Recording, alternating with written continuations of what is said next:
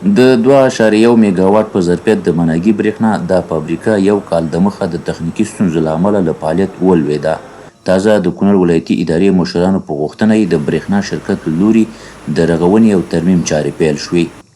د امارت او دغه رنګې د ټول ولس لپاره د خوشحالۍ زیری دی چې دغه فابریکه څه وخت هغه بنده شوې وه، نو دغه انجینران هم د دې هیواد بچي دي.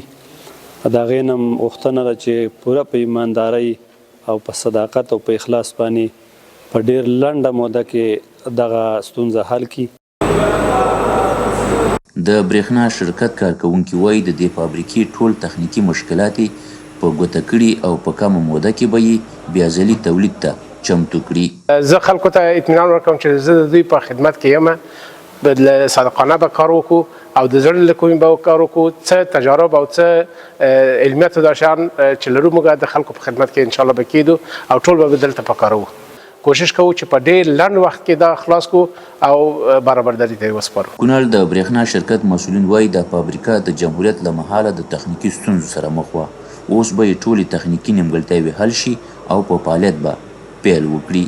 کونړ ظرفیت ډېر لري، اوبه ډېر لري او هسې روانه ده.